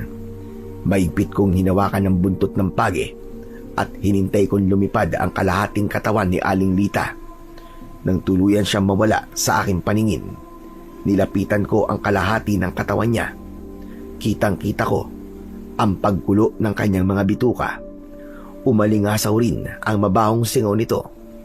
Akma ko sanang bubuhusan ng asin ang bituka nito nang bigla akong natigilan. Hindi maaari. Kapag pinatay ko siya, hindi ko malalaman kung nasaan ang kapatid ko. Kailangan ko munang mahanap si Nathaniel. Nanginginig ang aking kamay na nakabitin sa ere. Balak ko sana na hampasin ito ng buntot ng pagi, ngunit hindi ko magawa. Dala ng aking galit, sinuntok ko ang lupa at doon ko pinalampas ang sama ng aking loob. Pero bigla kong naalala si nanay.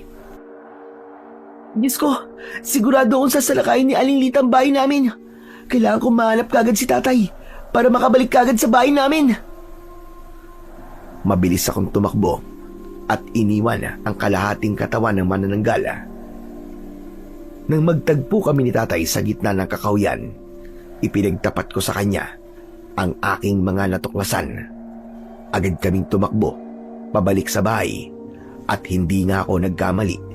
Naroon ang maraming aswang. Pinagtulungan nilang sirain ang bubong ng aming bahay. Ang ibang mga tao na naroroon ay tumulong upang hindi magtagumpay ang mga aswang. Nakipagpambuno sila sa mga ito. Ngunit mas nagulat ako kina Mang Henry at Mang Gardo na tila wala sa kanilang sarili na nakikipaglaban sa mga tao. Ganon din ang ibang mga lalaki na naroroon. Agad kaming sumugod ni tatay at hinarap ang mga alagad ni Aling Lita. Hoy! Ako ang harapin nyo! Mga aswang kayo! Sa wakas, dumating ka rin. Nasaan ang kambal ko? Saan mo siya dinala? Sabihin mo! Hindi ko sasabihin kung saan ko siya itinago. Hanggat hindi mo binibigay sa akin ng kapalit, hindi mo siya mahanap. Mamili ka. Ang ahas na kakambal mo o ang sanggol sa sinapupunan ng iyong ina. Hindi ko kailangan mamili sa kanilang dalawa dahil pareho silang mahalaga sa akin. Kaya sumuko ka na kung ayaw mong patayin kita. Umalingaw-ngaw ang malakas na halakhak ni Aling Lita. Walang tigil ang pagkampay ng kanyang mga pakpak habang lumulutang sa ere. Patutunayan ko na walang magagawang kapangyarihan ng isang batang albularyo laban sa kapangyarihan ko. Tatawagin ko ang iyong ina at siya mismo ang lalapit sa akin. Hindi mangyayari yun. Dahil alam ko sa mga oras na to, nakagapos sa sinanay at hindi mo na siya matatawag pa. Ganun ba? Eh di ang tatawagin ko ay yung hindi nakagapos. Tumingin siya sa gawi ni tatay. Kaya bigla kong kinabahan. Lalo na nang bigla siyang nagsalita. Halika, Rodel. Sumama ka sa akin. Lumapit ka at patayin ba ang anak mo? Huli na, para mapigilan ko ang pag-hipnotismo ni Aling Lita kay tatay. Biglang nawala sa kanyang sarili ang aking ama at sinakal niya ako. Ganyan na, mahal ko. Patayin mo siya para sa akin. Tay! Labanan mo ang hipnotismo ng aswang sa'yo, tay! Anak niyo ko! Hanggat nasa ilalim siya ng kapangyarihan ko, magiging sunod-sunuran siya sa akin. Humigpit ang sakal ni tatay sa aking leg. Hanggang sa makarinig ako ng malakas na halinghing ng kabayo mula sa loob ng aming bahay at lumabas mula roon ang tikbalang. Hinarap niya ang mga aswang na nasa bubong at isa-isa niya yung pinabagsak habang ako naman ay nagpupumiglas at pilit na kumakawala sa kamay ng aking ama. Nagsama ba kayo ng kakamping tikbalang? Wala rin naman siyang magagawa hanggang paghuli lamang ang kaya niya. Eloy, hagupitin mo ng buntot ng pagi ang tatay mo nang makawala siya sa hipnotismo ng aswang. Ganun nga ang ginawa ko. Agad kong hinampas ng buntot ng pagi ang aking ama. Binitiwan niya ako at gulat na gulat sa kanyang ginawa. Bumagsak naman ako sa lupa habang sapu-sapu ko ang aking leeg at habol ang aking hininga. Rodel, pumasok ka sa loob ng bahay, bilisan mo. Bantayan mo si Marina. Kami nang bahala sa mga aswang. Ikaw naman, Eloy. Lahat ng mga biktima ng hipnotismo, hampasin mo sila ng buntot ng pagi. Mana sana, nasusunod ako sa utos ng tikbalang nang bigla akong inatake ng kalmot ng pinuno ng mga aswang na si Aling Lita. Tinamaan ako sa dibdib. Ramdam na ramdam ko ang sakit, ngunit nagulat ako nang biglang maghilom yon. Paano nangyari to? Hindi ka masusugatan ng aswang dahil sa mutya ng kambal na pusod. Kaya sige na, gawin mo na ang nararapat, Eloy! Agad akong tumayo at umatake sa kinaroroonan ni Aling Lita. Patalon ang ginawa kong paghampas sa kanya, ngunit nakaiwas siya habang ang tikbalang naman ay hinarap ang mga alagad ni Aling Lita. Hindi mo ako basta-bastang mapapatay, lalo na at wala pa ang iyong kapatid. Kapag namatay ako, kasama ko mamamatay ang iyong kambal. Natigilan ako. Paano nga kung hindi ko na mahanap si Nathaniel? Huwag kang papatalo sa panguuto niya. Hindi niya makukulong ang kapatid mo. Kailangan mo siyang patayin at tutulungan kitang hanapin si Nathaniel. Sige na! Tumigil ka, tikbalang. Kahit kailan pa kailabero ka talaga, hindi ka pa rin ba nadadala? Ilang beses na kitang tinalo sa laban. Hindi mo ako matatalo. Dahil sa sandaling ito, kapag tinamaan ka na sandata ni Eloy, ang sugat na nasa katawan mo ay kakalat at siyang tuluyang magpapabagsak sa'yo. Di subukan ninyo nang makita nyo ang hinahanap nyo. Agad na umatake sa akin ang pinuno ng mga aswang, ngunit sinalubong ko siya ng palo ng buntot ng pagi na tumama sa kanyang leeg. Napasigaw siya sa labis na sakit at lumipad sa ere.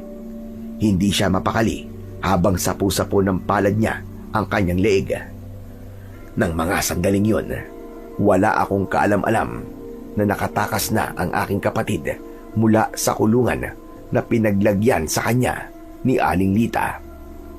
Tinuklaw nito ang binti ng aswang, kaya naramdaman din ng kalahating katawan ni Aling Lita ang kamandag na umatake sa kanyang kalahating katawan na nasa kakahuyan. Tikbalang, tignan mo! Anong nangyayari sa kanya? Sa tingin ko, tinuklaw ni Nathaniel ang kalahati ng kanyang katawan.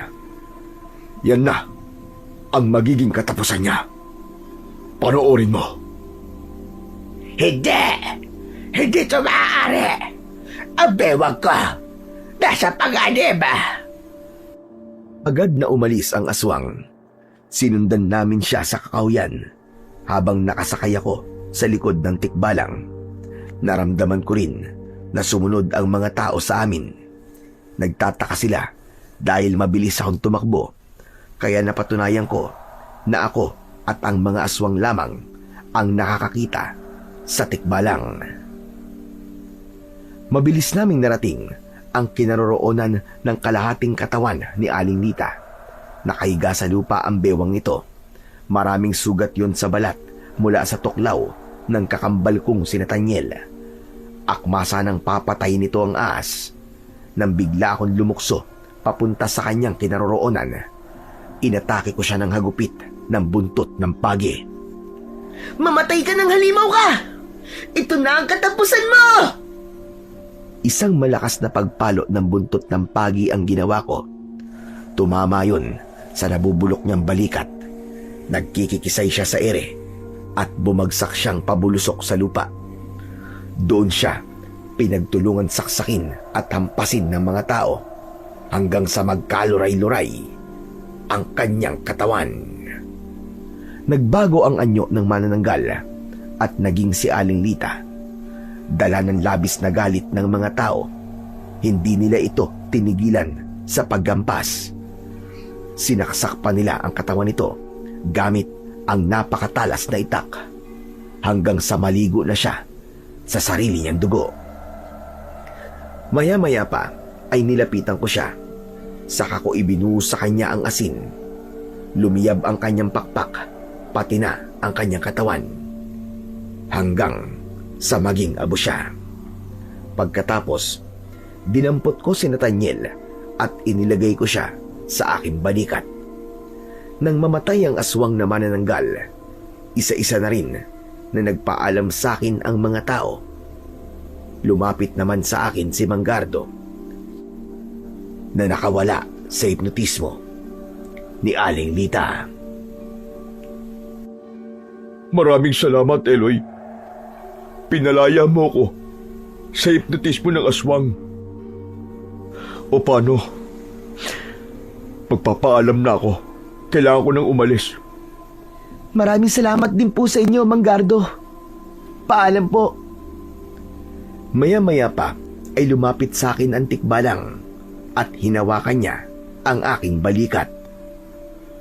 Nagtagumpay ka, Eloy. Nagawa mo ng tama ang mga iniutos ko sa'yo. Tapos na po ang kaguluhan. Wala na po ang pinuno ng mga aswang na mananunggal. Ligtas na po si nanay at ang kapatid ko. Maraming salamat po sa inyo. Salamat po, kaibigan Tikbalang. Walang anuman yun. Ako ang dapat na magpasalamat sa iyo dahil nagtiwala ka sa akin. Akma na sanang aalis ang Tikbalang nang bigla kong naalala kung paano siyang nakarating sa loob ng bahay namin. Teka, sandali lang po. Meron lamang po akong gustong itanong sa inyo. Paano po kayo nakarating sa loob ng bahay namin? Hindi po ako maaaring magkamali sa mga nakita ko. Kitang-kita ko po na nanggaling po kayo sa loob ng bahay. Tumitig ng matagal sa akin ang Tikbalang. Saka ito umikot ng 3 beses. At sa isang iglap, ang Tikbalang ay biglang naging si Lolo Temyong. Nanlaki ang aking mga mata dahil sa labis na gulat. Hindi ako makapaniwala na si Lolo Temyong at ang Tikbalang ay iisa. Lolo Timyong? Isa po kayong Tikbalang? Oo, Eloy. Ginamit ko ang natitira kong kapangyarihan upang makalapit ng tuluyan sa inyo. Bilang pagpapakita ko ng paghingi ng tawad sa pamilya mo. Bago ako nagpalit ng anyo, ay nagkausap na kami ni Marina at pinatawad niya na ako. Malapit na rin na maputol ang sumpa, kaya wala nang dahilan pa para manatili ako sa mundo niyo. Isa pa, gusto kong manatiling lihim ang tungkol sa akin. Kung ganun, aalis na po kayo, Lolo Temyong. Hindi ko na po ba kayo makikita? Oo, Eloy. Dahil tapos na ang misyon ko sa mundong ito. Dahil tuluyan mo nang natalo ang aswang na gumagambala sa nanay mo. Magkakaroon na kayo ng normal na buhay dito sa Santa Negra. Gusto kong ihingi mulit ako ng tawad sa iyong ina. Mananatili siyang laman ng aking puso. Hanggang doon na lamang ang aking pagmamahal para sa kanya. Para bang nakaramdam ako ng lungkot sa sinabing yon ni Lolo Temyong. Yun din ang gabi na hindi ko makakalimutan dahil nakakita ko ng isang mabuting Tikbalang na ang tanging kasalanan lamang ay minahal niya ng gusto ang aking ina na si Marina. Unti-unti siyang naglaho sa aking paningin, ngunit sa pagkakataong yun, alam ko na kahit kailan ay hindi ko na siya makikita pa. Pumatak ang luha sa aking mga mata nang tuluyan siyang maglaho sa aking harapan. Matagal akong nakatayo bago ako bumalik sa bahay kasama si Nathaniel. Ipinagtapat ko sa aking mga magulang ang tungkol sa ginawang kabutihan ng Tikbalang at ang tungkol naman sa pagkatao ni Lolo Temyong ay itinago ko sa lahat ng mga tao. Tanging ako lamang ang nakakaalam na siya ay isang Tikbalang. Samantala, pagkalipas ng 3 araw, nagsilang si nanay ng isang malusog na sanggol. Pinangalanan namin siyang Chichi, ngunit namatay ang kanyang kambal ahas. Yun ang dahilan kung bakit sa pamilya namin ako lang ang nagkaroon ng kambal na makamandag na ahas. Sa kasalukuyan ay albularyo pa rin ako o manggagamot at kasama ko pa rin ang aking kakambal na si Nathaniel. Kailangan ko siyang ikulong sa silong ng aming bahay para na rin sa kanyang kaligtasan. At kahit ahas siya, marami na siyang nailigtas na buhay sa tulong ng kanyang kaliskis na siyang ginagamit ko sa pagtatawas para sa mga babaeng buntis. Hanggang dito na lamang po ang aking kwento, Sir Blair.